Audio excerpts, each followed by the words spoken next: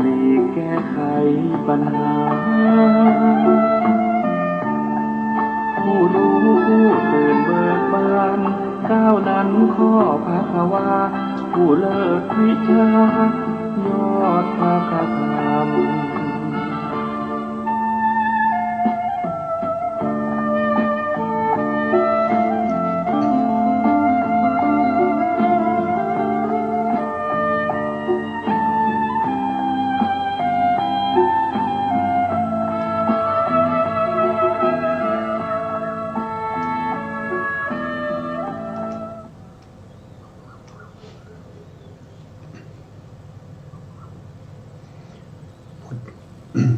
พุทธังสรณังกัจฉามิธัมมังสรณังกัจฉามิสังฆังสรณังกัจฉามิกราบนมัสการพระมหาเถระพระสังฆาธิการพระเถรานุเถระสวัสดีท่านผู้ฟังและผู้ชมทุกท่านกลับมาพบกับรายการพระไตรปิฎกลอยฟ้าครั้งนี้เป็นครั้งที่27ในเรื่องของการสร้างบารมีของพระโพธิสัตว์เพื่อความเป็นพระพุทธเจ้าหมายถึงพระโพธิสัตว์ประเภทที่ได้รับพุทธพยากรแล้วอย่างเช่นพระพุทธเจ้าของเราเนี่ยได้รับพุทธพยากรครั้งแรกจากพระทีปังกรสัมมาสัมพุทธเจ้าเมื่อ4 อสงไขยแสนมหากัปที่แล้วหลังจากนั้นท่านก็ได้สร้างบารมี30 ทัศนะครับได้ให้ทานแม้กระทั่งสละชีวิตเพื่อเป็นทานรักษาศีลสละชีวิตเพื่อรักษาศีล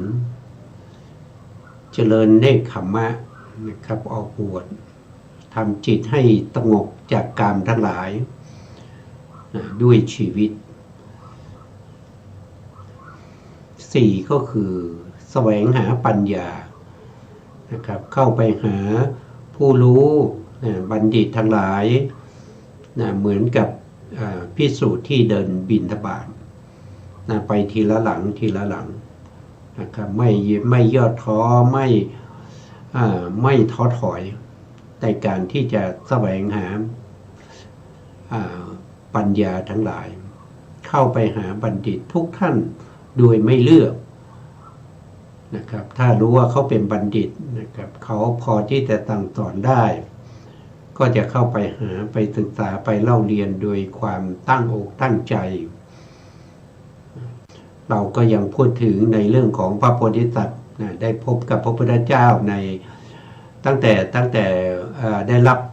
พุทธพยากรพระสัมมาจากพระสัมมาสัมพุทธเจ้าทีปังกรพระสัมมาสัมพุทธเจ้าทีปังกรนะครับและต่อมาก็เป็นพระโกฏัญญะสัมมาสัมพุทธเจ้ามังคละสัมมาสัมพุทธเจ้าสุมนาสัมมาสัมพุทธเจ้าตลอดมานะครับจำนวน24 พระองค์ด้วยกันทุกพระองค์ที่พระโพธิสัตว์ได้ไปพบในยุคในสมัยนั้นก็ได้ศึกษาพระธรรมคำสั่งสอนของพระเจ้าทรงจำพระธรรมคำสั่งสอนของพระเจ้าในอดีตเหล่านั้นนะครับแล้วก็ได้ทรงจำจนได้เป็นพระหูสูตรนะครับจริงๆแล้วถ้าท่านไม่ปรารถนาจะเป็นพระพุทธเจ้าเนี่ยท่านก็จะได้ตรัสรู้เป็นพระอรหันต์แล้วไม่ต้องมาเวียนว่ายตายเกิดด้วยความที่ท่านเป็นผู้ที่มีพระมหากรุณาธิคุณยิ่งใหญ่ต่อสรรพสัตว์ทั้งหลายจึงทนทุกข์ทรมานต่อมายาวนานถึง4 อสงไขยแสนมหากัปเพื่อจะช่วยเหลือนะครับสัตว์ทั้งหลายนะครับผู้ที่ปรารถนาจะพ้นจากทุกข์พ้นจากวัฏฏะสงสารท่านก็ทนทุกข์ทรมานมาอีกยาวนานนะครับเรากำลังศึกษาว่าสมัยที่พ พระโพธิสัตว์ได้พบกับพระพุทธเจ้าเนี่ยท่านทำอะไรบ้างนะเราก็ได้ศึกษาว่าท่านก็ศึกษาเล่าเรียนนะปริยัตินะปฏิบัติเจริญสมถะบ้างวิปัสสนาบ้างนะครับเราก็ลงรายละเอียดว่าเวลาที่ท่านศึกษาพระปริยัติธรรมเนี่ยท่านศึกษาอะไรบ้างนะท่านก็ศึกษาในเรื่องของขันธ์เรื่องของอายตนะเรื่องของธาตุเรื่องของอินทรีย์เรื่องของปฏิจจสมุปบาททั้งหลายนะครับเรากำลังพูดถึงว่าในสมัยที่ท่านศึกษานั้นนะครับท่านก็ได้ศึกษาในเรื่องของการเวียนว่ายตายเกิดของสัตว์ทั้งหลายนะครับสัตว์ทั้งหลายมีการเวียนว่ายตายเกิดบางท่านบางคนก็เวียนว่ายตายเกิดในภพภูมิต่ำบ้างสูงบ้างนะครับภพภูมิต่ำนี้ก็เป็นอัธยาศัยของสัตว์ทั้งหลายนะครับมักจะไปในที่ต่ำเพราะไม่ได้ใช้ความพยายามอะไรปล่อยชีวิตให้ล่องลอยไปแต่ละวันนะครับเพราะฉะนั้นสัตว์ทั้งหลายเหล่านั้นก็เวียนว่ายตายเกิดอยู่ในอบายภูมิเกิดตายในอบายภูมิทั้งสี่ไม่ว่าจะเป็นสัตว์นรกเป็นเปรตเป็นอสุรกายเป็นเดรัจฉานเนี่ยอันนี้เป็นด้วยอัธยาศัยของปุถุชนทั้งหลายนะครับปุถุชนทั้งหลาย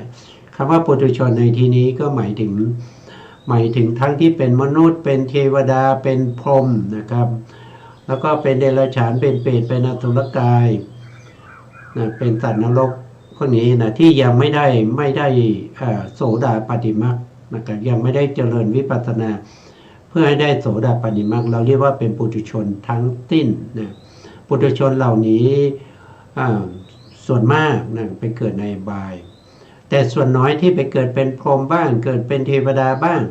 พวกนี้ถามว่าพ้นจากอบายหรือยังก็ยังไม่พ้นนะครับก็ยังมีโอกาสนะครับยังมีโอกาสที่จะต้องไปตกนรกนะครับที่ยังเวียนว่ายตายเกิดถ้าเรายังเวียนว่ายตายเกิดเราไม่ได้พ้นจากนรกนะครับเรายังเวียนว่ายตายเกิดเพราะฉะนั้นภพใดชาติใดภายในข้างหน้าเนี่ยเราอาจจะต้องไปตกนรกนะครับไปเป็นเปรตเป็นอสุรกายบ้างเป็นเดรัจฉานบ้างถ้าเราไปอบายแล้วจะกลับมาเกิดเป็นมนุษย์เป็นเทวดามันเป็นเรื่องที่ยากแล้วนะครับยากแล้วที่จะกลับมาได้ผู้ที่จะกลับมาได้นี่มีน้อยนะมีน้อยมากเพราะฉะนั้นการไม่เวียนว่ายตายเกิดนะเป็นเรื่องที่ดีนะครับเป็นเรื่องที่จะได้พ้นจากทุกข์ในวัฏสงสารนี้นะครับเราก็ไปดูในเรื่องของการที่พระโพธิสัตว์ศึกษาในเรื่องของการเวียนว่ายตายเกิดเราก็มาถึงในเรื่องของการเวียนว่ายตายเกิดในอสัญญสัตว์อสัญญสัตว์นี่เป็นพรหมนะครับอสัญญสัตว์นี่เป็นพรหมนะครับไม่นะครับอสัญญสัตว์นี่เป็นรูปประพรหมนะครับเป็นรูปประพรหมอยู่ในชั้นที่สี่นะครับอยู่ในชั้นที่สี่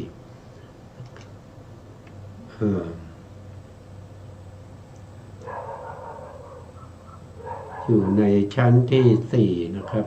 เด็ก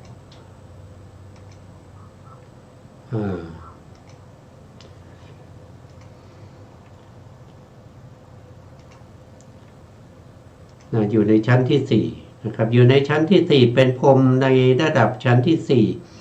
ก็จะอยู่ตรงนี้นะถ้าเราดูในแผนภูมิก็อยู่ตรงนี้ก็เขาเรียกว่าเป็นอรูปภูมิ16ชั้นนะตั้งแต่ตรงนี้ขึ้นไปจนถึงตรงนี้เป็นรูปภูมิ16ชั้นนะครับในจตุเดชฌานภูมิเนี่ยมีอยู่7ภูมิด้วยกันนะชั้นที่4เนี่ยมี7ภูมินะครับส่วนชั้นที่1ปฐมฌานนี่มีอยู่3ภูมิด้วยกันทุติยฌานภูมิก็มี3นะครับตติยฌานภูมิก็มี3ส่วนจตุฌานภูมิมีอยู่7ก็คือสุทธาวาส5ภูมิแล้วก็เปหพลาภูมิ1แล้วก็อสัญญสัตตภูมิ1นะเรากำลังพูดถึงผู้ที่เวียนว่ายตายเกิดอยู่ในอสัญญสัตตภูมินะ อาสัญญาสัตตภูมินี้เป็นภพภูมิที่เป็นภพภูมิที่มีแต่รูปนะครับมีแต่รูปเวลาเกิดก็เกิดด้วยชีวิตะนวกกลาภเกิดด้วยชีวิตะนวกกลาภชีวิตะนวกกลาภที่เราพูดเนี่ยก็คือหมายถึงรูปที่มีชีวิตเป็นที่9นะครับส่วนอีก8รูปนั้นได้แก่วินิโภครูป8วินิโภครูป8นะครับบวกกับชีวิตตายอีก1รูปก็เป็น9รูป9รูปแล้วก็มีอุตุชรูปอุตุชรูปเมื่อกรรมชรูปที่เป็นชีวิตตานวากกลาภเกิดขึ้น1อนุขณะแล้วก็ตั้งอยู่เท่ากับ49ขณะ49อนุขณะแล้วก็จะดับไป1ขณะแต่รูปนั้นเขาจะเกิดทุกๆอนุขณะนะครับก็คือหมายถึงว่าเกิดซ้อนๆกันไปเรื่อยๆแล้วก็มีอุตุชรูปเนี่ยอุตุชรูปก็จะเกิดตรงที่ทีติขณะของชีวิตานวกกลาภทีติขณะที่2นะครับของชีวิตานวกกลาภนั้นแล้วก็จะเกิดอย่างนี้ไปติดกันไปเรื่อยๆนะแล้วก็รูปที่เกิดเนี่ยไม่ใช่จะเกิดรูปเดียวนะครับเพราะว่าอาสัญญาสัตตภูมิเนี่ยเป็นบุคคลที่เกิดด้วยรูปโตแค่ไหนสมมติว่ารูปจะโตเท่ากับ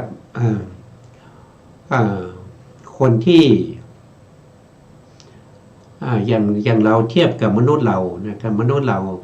ก็คือคนที่มีอายุประมาณ20-30นะครับมีความสูงประมาณ170นะครับแล้วก็มีอวัยวะต่างๆนะครับเวลาสัญญาสัตตภูมิเขาเกิดขึ้นเนี่ยเขาก็จะมีรูปร่างเท่ากับมนุษย์ที่เราอุปมาเท่ากันอย่างนั้นนะครับก็คือมีความสูงประมาณ170นะครับเราสมมุตินะครับเราสมมุติรูปร่างท่านอาจจะใหญ่กว่านี้หรือว่าจะแต่ถ้ามันน้อยกว่านี้คงไม่ใช่นะครับก็คงจะใหญ่กว่านี้นะครับรูปร่างก็จะใหญ่สมส่วนนะครับแต่ท่านไม่มีนามธรรมคือท่านไม่มีจิตไม่มีเจตสิกนะครับที่ประกอบกับจิตเพราะฉะนั้นรูปที่ท่านเกิดขึ้นเนี่ยก็เป็นรูปที่เคลื่อนไหวอิริยาบถไม่ได้มีแต่รูปเวลาที่เกิดขึ้นครั้งแรกนะท่านเกิดในรูปไหนเช่นเกิดด้วยรูปที่ผุดโตขึ้นมาด้วยการนั่งนะครับท่านก็จะนั่งอยู่อย่างนั้นนะครับจะลุกขึ้นจะเลี้ยวซ้ายแลขวาหรือจะเดินจะยืนไม่ได้จะนั่งอยู่อย่างนั้นตลอด500มหากัปก็เกิดเฉพาะรูปนะครับไม่มีนามก็เรียกว่าเป็นประเภทโอปปาติกะได้ก็คือผุดโตขึ้นมาทันทีเลยเพราะฉะนั้นชีวิตนวกกลาภที่เกิดขึ้นนี้ก็มากมายนะครับที่เกิดขึ้นครั้งแรกเนี่ยไม่ใช่จะเกิดเฉพาะ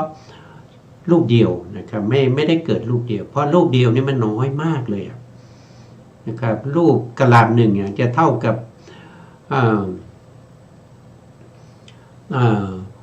รูป 6,000 กลาภนะครับก็จะเท่ากับ1หัวเหาเพราะฉะนั้นรูปของอาสัญญาสัตตภูมิเนี่ยสูงเท่ากับสมมติสูงเท่ากับ170อย่างมนุษย์เราสูง170มีน้ำหนักอยู่เท่าไหร่มีน้ำหนักอยู่ประมาณ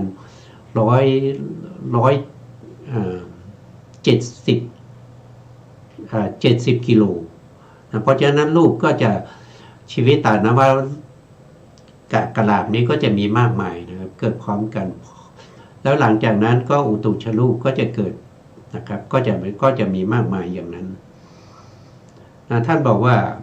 อาสัญญาสัตตภูมิเนี่ยเป็นบุคคลที่ไม่มีตานี่หมายถึงภาษาตานะครับแต่สัมตัพพา รูปตานะครับที่เป็นสสัมภาระนะรูปตาที่เป็นสสัมภาระก็น่าจะมีนะครับแต่ไม่มีประสาทตาไม่มีประสาทหูมีหูแต่ไม่มีประสาทหูมีจมูกแต่ไม่มีประสาทจมูกมีลิ้นแต่ไม่มีประสาทลิ้นนะครับมีกายแต่ไม่มีประสาทกายนะครับเพราะฉะนั้นรูปที่เป็นประสาทรูปห้าก็จะไม่มีแก่อสัญญาสัตว์อสัญญาสัตว์เนี่ยไม่มีประสาทรูปห้าไม่มีภาวะรูปสองไม่มีหัตถยวัตถุรวมเป็นเท่าไหร่นะครับประสาทรูปห้าภาวะสองก็เป็นเจ็ด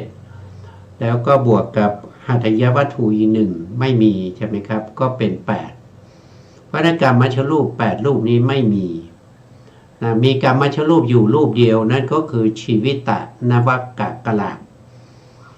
เพื่อให้เกิดความเข้าใจนะแล้วก็ไปดูแผนภูมิเราก็มาดูแผนภูมิเราดูเฉพาะในส่วนที่เป็นรูปนะครับ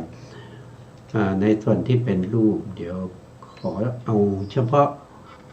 ส่วนที่เป็นรูปมีหรือเปล่านะครับส่วนที่เป็นเอาเฉพาะส่วนที่เป็นรูปนะครับ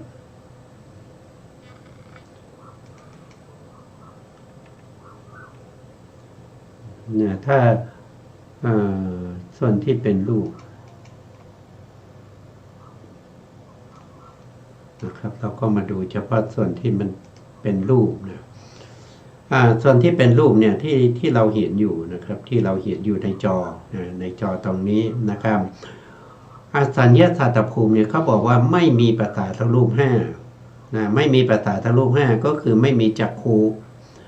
ไม่มีโสตาไม่มีคานะไม่มีชิวหาไม่มีกายะแล้วก็ไม่มีเสียงด้วยนะเพราะว่าเขาพูดไม่ได้เขาเคลื่อนไหวไม่ได้เพราะฉะนั้นเสียงไม่มีนะครับสัทธารูปไม่มีแล้วก็ไม่มีภาวะรูปนะภาวะรูปอีกสองก็คืออิทธิภาวะก็ไม่มีปุริสภาวะก็ไม่มีรวมกันก็เป็น8นะครับแล้วต่อมา9ก็คือชีวิตโทษทีหัตถยวัตถุนะครับก็เป็นรูปที่9นะครับ9รูปนี้ไม่มีนะ9รูปนี้ไม่มี9รูปนี้ไม่มีเขาจะมีรูปอะไรบ้างนะเขาจะมีรูปอะไรบ้างนะเราก็มาดูว่าเขาจะมีรูปอะไรบ้างหนึ่งก็คือเขาจะมีมหาพุทธรูป4นะ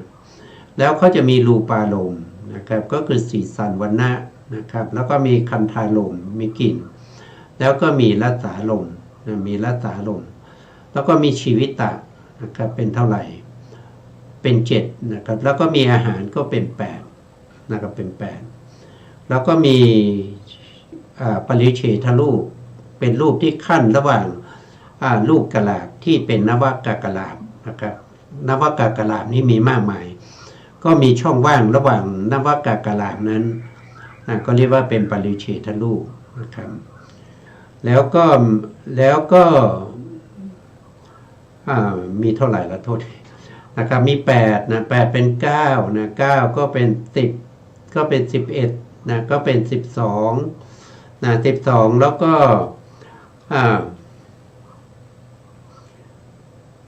ก็มี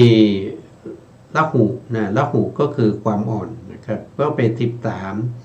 14แล้วก็15นะครับรูปทั้งหมดมีอยู่17นะครับเดี๋ยวนับใหม่นะครับก็มีอวินิโภครูป8นะอวินิโภครูป8ก็คือมหาพุทธรูป4แล้วก็รูปารมณ์คันธารมณ์รสารมณ์แล้วก็อาหารนี่ก็เป็น8ชีวิตรูปอีก1ก็เป็น9แล้วก็สัทธารูปอีก1ก็เป็น10นะครับเป็น10ก็เหลือ7นะครับเหลือ7ก็คือได้แก่ละหุตา1นะครับแล้วก็มุทุตา2 3ก็คือกัมมัญญตานะ 4ก็คืออุปจยะ5ก็คือสันตติ6ก็คือชลตา7ก็คืออนิจจตานะครับเขามีรูปแค่นี้ส่วนปริเฉทรูปเขาไม่นับเขาไม่นับจริงๆมีไหมมี เพราะว่ามันเป็นรูปขั้นระหว่างรูปกะลานะครับมีขั้นระหว่างรูปกะลาแต่เขาไม่นับนะครับเพราะฉะนั้นก็จะมีอยู่ทั้งหมด17รูปมีอยู่17รูปแต่เขาไม่มีนามธรรมเขาไม่มีนามธรรมเขามีรูปธรรม17รูปด้วยกันทีนี้เราก็มาดูว่าเวลาที่เขาเกิดเวลาที่เขาเกิดอันนี้ก็เป็นแผนภูมินะครับทำไมเขาไปเกิดทำไมเขาไปเกิดเป็นอสัญญสัตว์ทำไมเขาไปเกิดเป็นอสัญญสัตว์ก็เพราะว่าเขาทำกรรมมานะครับเขาทำกรรมนะครับไม่ใช่อยู่ๆจะไปได้นะครับแต่เขาต้องทำกรรมมาก่อนคือในสมัยที่เขาเป็นมนุษย์หรือเป็นเทวดาในสมัยที่เป็นมนุษย์หรือเป็นเทวดาเขาเจริญฌานนะครับเขาเจริญฌานตั้งแต่ปฐมฌานทุติยฌานตติยฌานจตุตฌานนะครับถ้าว่าโดยจตุกนัยก็ชั้น4ถ้าว่าโดยปัญจกนัยหรืออภิธรรมก็เป็นชั้น5เมื่อเขาได้ชั้น5แล้วก็เกิดมีความรู้สึกว่าที่เขาทุกข์อยู่ทุกวันนี้ก็เพราะว่านามธรรมมีนามธรรมเวลาเขาหิวก็เพราะว่านามธรรมถ้ามีรูปอย่างเดียวเนี่ยเขาจะไม่รู้สึกหิวแต่ที่รู้สึกหิวรู้สึกเจ็บรู้สึกปวดรู้สึกพอใจไม่พอใจรู้สึกเย็นร้อนอ่อนแข็งอะไรพวกนี้มันเป็นนามธรรมมันเป็นตัวนามที่เข้าไปรู้เพราะฉะนั้นความทุกข์ความอะไรต่างๆเนี่ยที่เกิดขึ้นเนี่ยทุกทรมานทั้งหลายเนี่ยมันเกิดจากนามธรรมเขาคิดอย่างนี้เพราะฉะนั้นเขาถึงชั้น5แล้วเนี่ยเขาเจริญถึงชั้น5เขาพยายามที่จะละนามธรรมบุคคลเหล่านี้เนี่ยเป็นบุคคลที่เขามีความรู้ความเข้าใจนะเขาถึงทำฌานได้เขาถึงทำฌานได้จนถึงฌานที่4อย่างพวกเราเนี่ยยังไม่ได้แม้กระทั่งปฐมฌานเลยนะครับเพราะฉะนั้นเขามีความรู้นะแต่ความรู้ของเขาเนี่ยมันไม่ทะลุไม่ทะลุก็คือเขาไม่รู้ในเรื่องของการที่จะพ้นจากทุกข์ได้จริงๆนะจะต้องละทั้งรูปและนามแต่เขารู้เพียงว่าเขาจะละนามอย่างเดียวเขาจะละนามอย่างเดียวเขายังมีรูปเขายังเอารูปอยู่นะครับมาพอถึงชั้น5เขาก็เจริญการละนามธรรมเขาเรียกว่าเป็นวิลาคะสัญญาวิลาคะภาวนาก็คือมีความรู้สึกจะเกลียดนามธรรมนะครับไม่อยากจะได้นามธรรมก็ทำอยู่อย่างนี้นะครับทำอยู่อย่างนี้เรื่อยๆนะครับอยู่มาวันดีคืนดีเขาจุติก็คือตายฌานเขายังไม่เสื่อมเขายังทำอยู่อย่างนี้จนถึงวันตายฌานก็ไม่เสื่อมพอตายปุ๊บเขาก็ไปเกิดในอสัญญสัตตภูมิพอไปเกิดในอสัญญสัตตภูมิเขาก็ได้รูปธรรมนั้นก็คือได้แก่ชีวิตนวกกลามชีวิตนวกกลามเนี่ย จะเกิดในอสัญญสัตตภูมิเป็นครั้งแรกแล้วก็จะเกิดสืบต่อกันไปเรื่อยๆจนกว่าเขาจะหมดอายุแล้วเขาจะหมดอายุเมื่อไหร่ท่านบอกว่ามีอายุขัยอยู่ที่500 มหากัป500 มหากัปถ้าไปเกิดในท่าอะไรก็จะอยู่ในท่านั้นนะครับเพราะไม่มีนามธรรมก็เลยไม่รู้สึกอะไรสักอย่างอยู่อย่างนั้นแหละครบ500 มหากัปแล้ว ก็จุตินะจุติจากอาสัญญสัตตภูมิจุติจากอาสัญญสัตตภูมิแล้วมาเกิดที่ไหนนะครับก็จะต้องมาเกิดในโลกมนุษย์หรือว่าเกิดเป็นเทวดาท่านบอกตรงนี้นะก็เรามาดูข้อความตรงนี้นะหลังจากที่เขาเจริญฌานได้ฌาน5แล้วก็เจริญต่อด้วยสัญญาวิราคะภาวนาตลอดไปนะครับจนกว่าเขาตายนะเขาได้สัญญาวิราคะแล้วเขาตายก็มาเกิดในอสัญญสัตตภูมิเมื่อมาเกิดในอสัญญสัตตภูมิแล้วนะครับก็จะมีอายุอยู่ถึง500 มหากัปก็จะจุติด้วยรูปนะครับเกิดด้วยรูปก็จุติด้วยรูปคือชีวิตนวกกลาที่ดับครั้งสุดท้ายนะอันนี้เขาดับด้วยรูปคือชีวิตนวกกลาที่ดับครั้งสุดท้ายเขาบอกว่าไม่มีมรณาสันนะชวนะหรือมรณาสันนวิถีเพราะภูมินี้มีแต่รูปเท่านั้นไม่มีจิตเจตสิกนะไม่มีจิตเจตสิกแล้วไปเกิดนะไปเกิดที่ไหนนะก็มาเกิดในภพต่อไปนี่เป็นภพที่3นะครับภพที่3ก็คือมาเกิดเป็นมนุษย์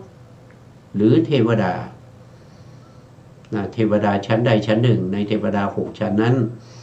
นะแต่เขาไม่ได้เกิดในอบายนะเขาเกิดเป็นมนุษย์หรือเป็นเทวดา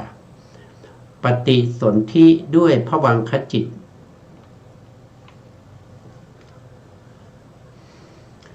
โทษทีนะครับซึ่งปฏิสนธิจิตภวังคจิตจุติจิตนะครับตรงนี้ของบุคคลเหล่านั้นย่อมมีอารมณ์ที่เป็นกรรมนิมิตคตินิมิตอย่างใดอย่างหนึ่งที่รับมาจากอัปปลาปริยะเวทนียกรรมอันนี้ก็คือกรรมที่เราเคยทำไว้ในภพที่3เป็นต้นไปนะครับก็คือก่อนที่จะมาเกิดเป็นอสัญญสัตตภูมินะครับอสัญญสัตตภูมินี้เรียกว่าภพที่2นะถ้าเป็นก่อนที่จะมาในอสัญญสัตตภูมิก็เป็นภพที่3ถ้าเรานับถอยจากตอนที่เราได้มาเกิดเป็นมนุษย์หรือเทวดานี่ถอยไปนะเขาบอกว่ากรรมที่เคยทำแล้วในภพที่3ถอยหลังไปเป็นอเนตชาตินะสามารถที่จะมาให้ผลได้เขาเรียกว่าเป็นอัปปลาปริยะเวทนียกรรม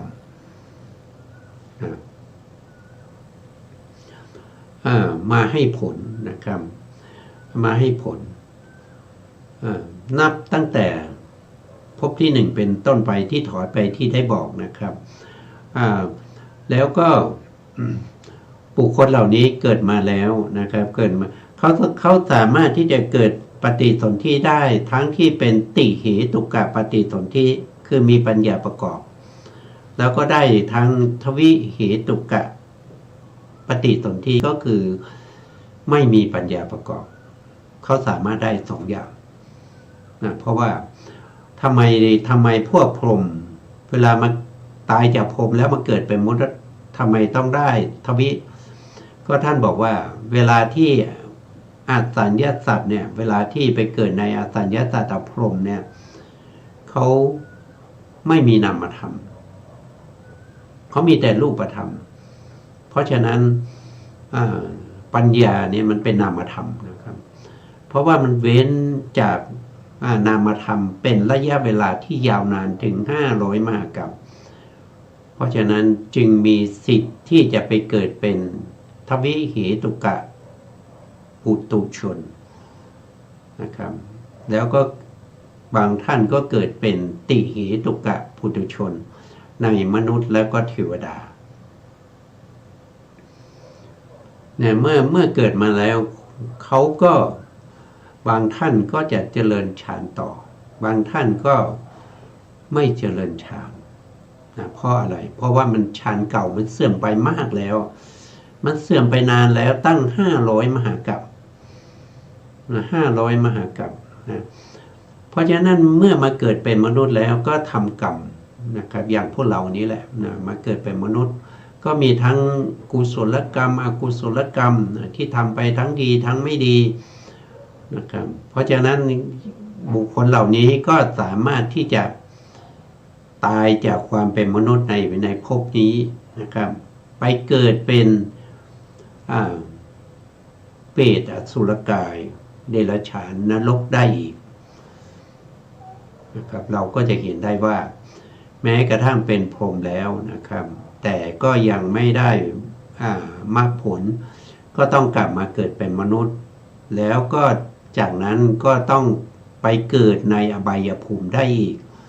นะมันไม่มีที่สิ้นสุดนะครับมันไม่มีที่สิ้นสุดมีทางเดียวเท่านั้นนะครับก็คือเจริญวิปัสสนานะครับเริ่มต้นที่สติปัฏฐานสี่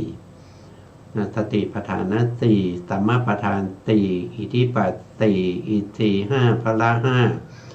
โพชฌงค์เจ็ดอริยมรรคมีองค์แปดนี่เป็นหนทางหนทางที่จะทำให้สัตว์ทั้งหลายเนี่ยพ้นจากทุกข์ในวัฏฏะสงสารไม่ต้องเวียนว่ายตายเกิดไม่ต้องเวียนว่ายตายเกิดตรงนี้ท่านบอกว่านะครับก็คือ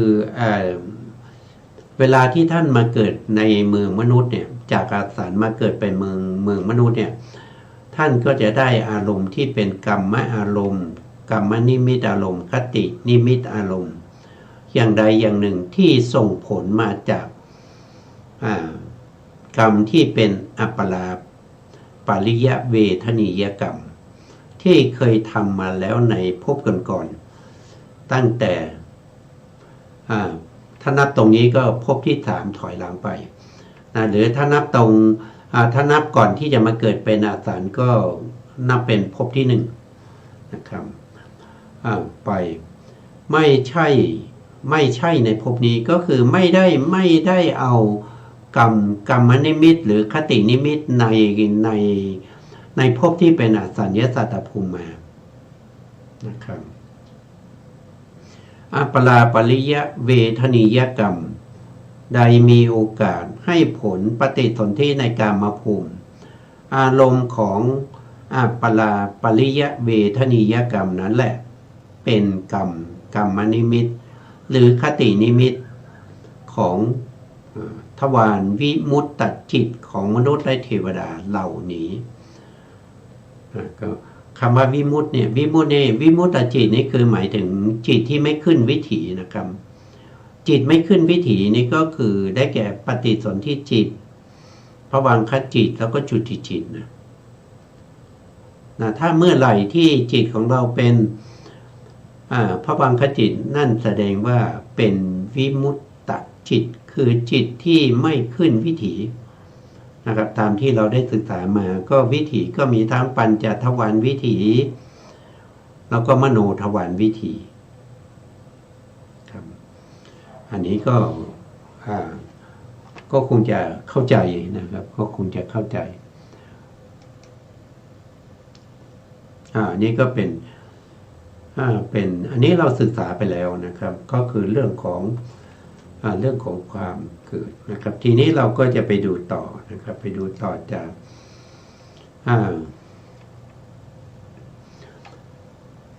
เราก็ได้พูดไปแล้วนะครับว่าพระโพธิสัตว์เนี่ยท่านก็ได้พบพระพุทธเจ้าท่านก็ได้ศึกษาเรื่องของวิถีรูปวิถีนามมาผ่านพ้นไปทำไมต้องศึกษาก็ศึกษาไว้เป็นอะไรเป็นบารมีนะครับก็ศึกษาไว้เป็นบารมีถ้าไม่ศึกษาไว้เป็นบารมีเนี่ยมันก็เวลาที่จะได้ตรัสรู้เป็นพระพุทธเจ้านะครับเพราะว่าไม่มีผู้ใดผู้หนึ่งสอนเพราะฉะนั้นต้องเก็บไว้เป็นอัธยาศัยเป็นบารมีนะครับเป็นบารมีตรงนี้หลังจากนั้นนะครับท่านก็จะพูดถึงเรื่องของศึกษาในเรื่องของ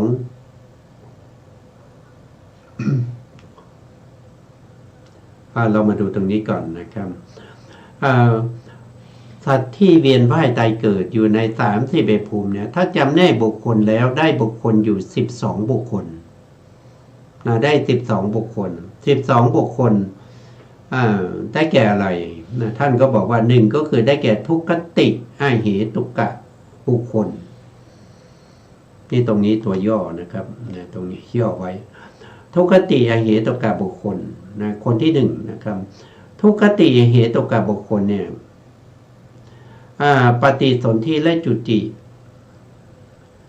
อันนี้เป็นนามธรรมนะครับเมื่อที่เราพูดไปก่อนหน้านั้นเป็นรูปธรรมเราก็มาดูว่านามธรรมเป็นยังไงนะครับอาเหตุกะบุคคลนะครับอาเหตุกะบุคคลที่เรียกว่าเป็นทุกขติอาเหตุกะบุคคลเวลาที่ปฏิสนธิเขาก็จะปฏิสนธิด้วยอุเบกขาสันติรณะอากุศลวิบากจิตนะครับแล้วก็มีเจตสิกประกอบอยู่10ดวง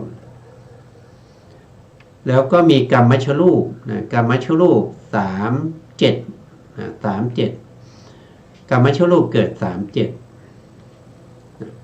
เกิดที่ในภพไหนนะท่านบอกว่าเกิดในภพที่เป็นอบายภูมิทั้ง4อบายภูมิทั้ง4เนี่ยมีกรรมชรูป3กับ7ที่เราศึกษามากรรมชรูป3นี่คือเกิดจากอะไรก็คือสัตว์ประเภทที่เป็นคัพพสยกะก็คือเกิดในครรภ์เช่นอะไรเช่นเกิดในครรภ์ก็มีสุนัขใช่ไหมครับมีสุนัขมีแมวนะมีเสือมีโคมีช้างนะมากมายนะครับที่เกิดในครรภ์นะครับรูปที่เกิดขึ้นครั้งแรกก็เรียกว่ากรรมชรูปนั้นมีอยู่3กลาบ3กลาบก็คือ1ก็คือภาวะกกลาบกายทัตตกกลาบแล้วก็หัตถยะทัตตกกลาบตามกลาบศึกษาไปแล้วนะแล้ว7คืออะไรนะ7นี้ก็คือได้แก่พวกที่เกิดด้วยโอปปาติกะในอบายก็มีโอปปาติกะหรือว่าเกิดด้วยสังเตทัชชะสังเตทัชชะก็คือเกิดในเท่าไข่7นี้หมายถึง7กลาบ7กลาบนั้นได้แก่1คือจักขุประสาทจักขุทัสสะกกลาบ2โสตทัสสะกกลาบ3คานะทัสสะกกลาบ4ชิวหาทัสสะกกลาบ5กายทัสสะกกลาบ6ภาวะทัสสะกกลาบ7วัตถุทัสสะกกลาบก็จะเกิด7กลาบเหล่านี้นะเกิดที่ไหนก็เกิดในอบายภูมินะท่านบอกว่านามธรรมเนี่ยก็คือได้แก่เราก็ไปดูจิตนะ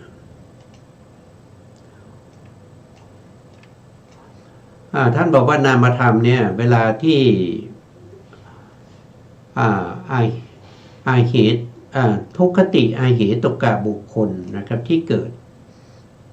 ดด้วยสันติรณะอากุศลวิบากก็คือได้แก่ดวงนี้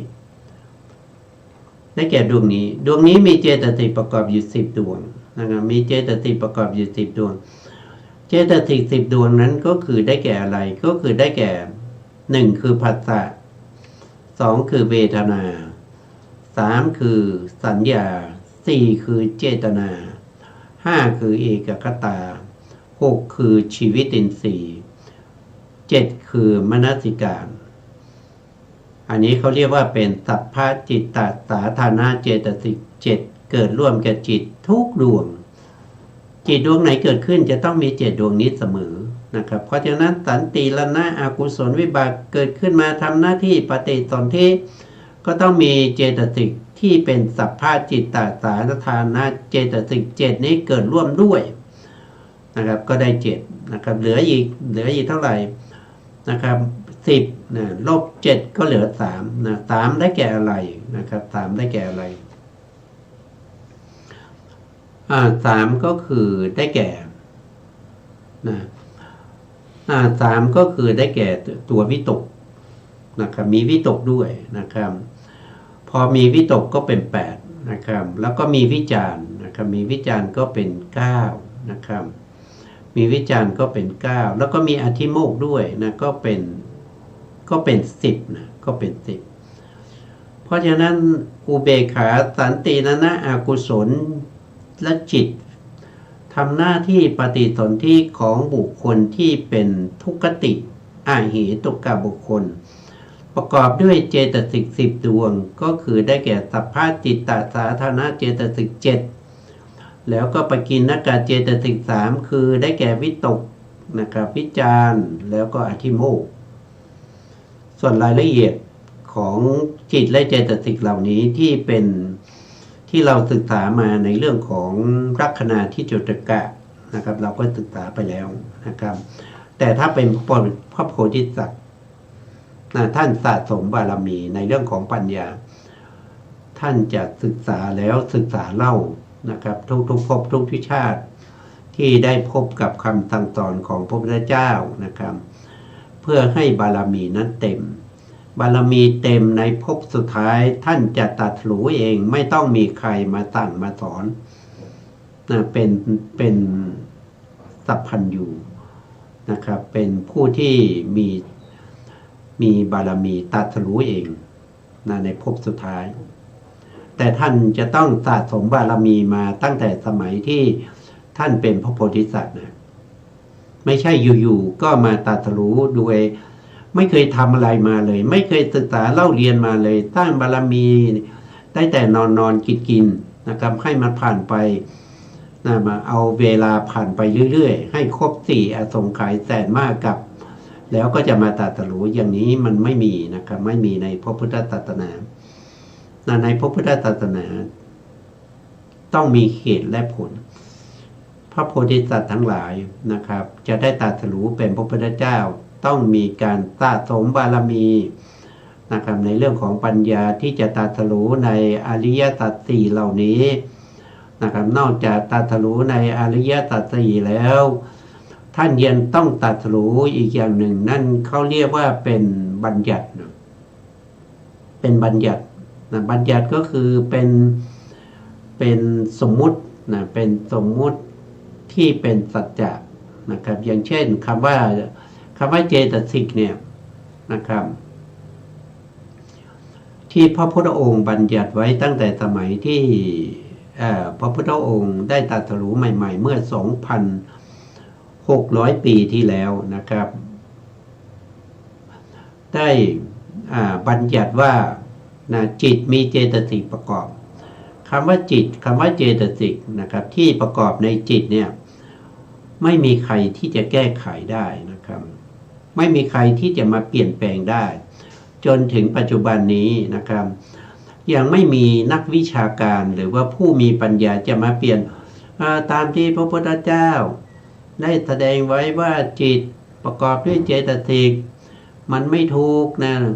ความจริงแล้วมันน่าจะเป็นจุดๆอะไรก็ไม่รู้นะครับสมมติว่ารูปนะครับ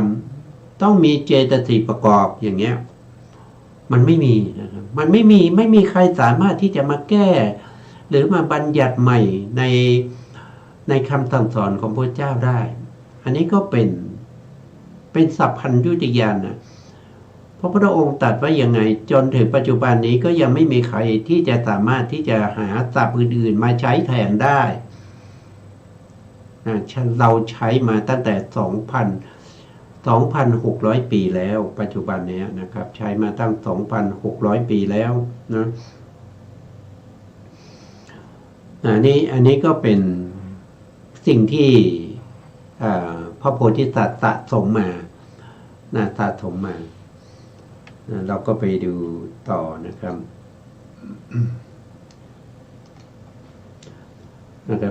ท่านบอกว่าทุกขติเหตุกะบุคคลเนี่ยเกิดด้วย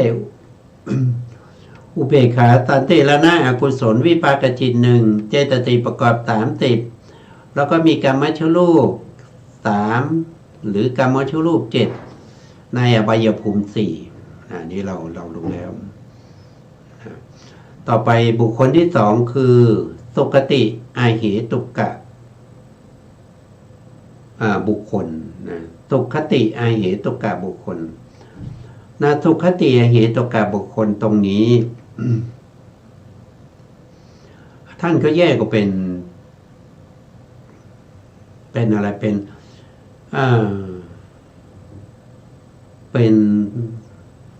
จริงๆแล้วว่าโดยบุคคลเนี่ยก็คือได้แก่สุคติอเหตุกะบุคคลนะแต่ถ้าแยกเป็นตัวบุคคลเนี่ยท่านบอกว่าได้อยู่3นะได้อยู่3ก็คือ1ก็คือเป็นมนุษย์นะเป็นมนุษย์ก็มีนะครับที่เป็นสุคติอเหตุกะบุคคลหรือว่าเป็นเทวดานะเป็นเทวดาในชั้นที่1คือจตุมมหาราชิกานะครับเทวดาชั้นที่1นะ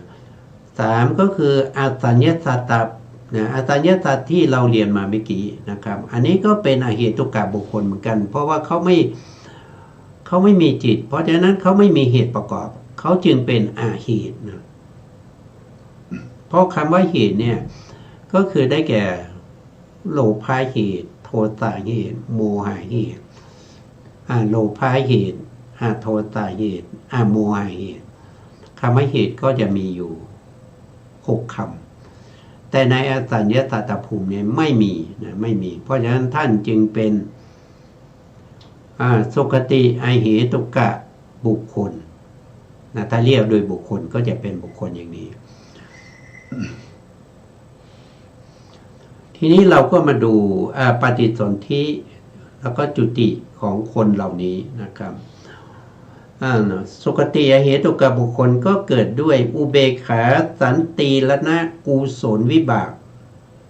อันนี้เป็นกุศลนะครับเป็นกุศลวิบากไม่ใช่อกุศลวิบากแต่ที่เราผ่านมาเมื่อกี้คือเป็นทุกติอเหตุกะบุคคลเป็นอกุศลวิบากนะครับ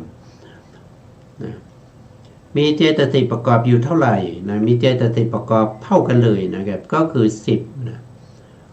แล้วมีกรรมชรูปเท่าไหร่มีกรรมชรูปก็คือ3 7นะครับแล้วก็มีชีวิตตนวกกลาปี1นะมีชีวิตตนวกกลาปี1ถ้าว่าโดยภพภูมิของบุคคลที่เป็นสุคติอเหตุกะที่ไปเกิดก็คือเป็นมนุษย์1มนุษย์เนี่ยก็คือได้แก่มนุษย์ประเภทที่ไม่สมประกอบนะครับก็คือบางท่านอาจจะตาบอดมาตั้งแต่ปฏิสนธิเลยในปฏิสนธิการเนี่ยเราได้ศึกษาแล้วว่ามนุษย์เนี่ยนะครับจักขุโสตคานะชิวหาเนี่ยจะเกิดในสัปดาห์ที่11นะตั้งแต่หลังจากที่ปฏิสนธิแล้วนะครับจนถึงสัปดาห์ที่11เนี่ยจะต้องมีการเกิดขึ้นของตาหูจมูกแล้วก็ลิ้นนะก็จะเกิดในช่วงนี้ถ้าเลยจากสัปดาห์ที่11นะไม่เกิดก็ถือว่าเป็นบุคคลที่พิการนะครับก็คือตาบอดมาตั้งแต่ปฏิสนธิหูหนวกมาตั้งแต่ปฏิสนธินะหรือว่าดมจมูกไม่ได้กลิ่นมาตั้งแต่ปฏิสนธินะก็เรียกว่าเป็นบุคคลที่ขาดตกบกพร่องนะหรือบางบุคคลก็ขาดตกบกพร่องในเรื่องของสติปัญญานะครับก็มีติดพิการทางสมองนะครับเช่นเราเรียกว่าเป็นเป็นอะไรพวกนี้ก็เรียกว่าเป็นบุคคลที่เกิดด้วยอุเบกขาสันติละนะอกุศลวิบากนะครับได้มาเกิดเป็นมนุษย์มาจากไหนมาจากบุญแล้วทำไมพิการเขาว่าบุญนั้นมันไม่มีกำลังนะครับบุญนั้นไม่มีกำลังคืออะไรนะท่านบอกว่าบุญที่เกิดจากการให้ทานให้ทานบางทีให้ทานด้วยไม่มีปัญญาประกอบแล้วก็มีกำลังอ่อนด้วยนะครับตักแต่ว่าให้ไปให้มันเสร็จไปปัญญาก็ไม่มีแล้วก็การให้ทานก็มีกำลังอ่อนด้วยเพ ราะฉะนั้นเวลาให้ผลมานะครับก็จะได้เป็นมนุษย์เพราะเป็นบุญนะเป็นบุญก็เป็นมนุษย์ แล้วก็เป็นมนุษย์ที่ไม่สมประกอบนะครับเพราะว่าไม่มีปัญญาประกอบแล้วก็กำลังอ่อนนะหรืออีกบุคคลหนึ่งมาเกิดในชั้นจตุมหาราชิกาก็คือเทวดาชั้นที่หนึ่งนะก็สามารถที่จะขัดตกบกพร่องได้นะครับอาจจะมีตาบอดหูหนวกได้นะเป็นเทวดาในชั้นจตุมหาราชนะครับก็คือได้แก่เทวดาที่อยู่ตามพื้นแผ่นดินนะอยู่ตามต้นไม้นะลุกขเทวดาพรหมธาตุเทวดาหรือจะมีเป็ดนะมีเป็ดบางชนิดนะครับก็อันนี้ก็เกิดจากบุญเหมือนกันเกิดจากบุญเป็ดนี้น่าจะเกิดจาก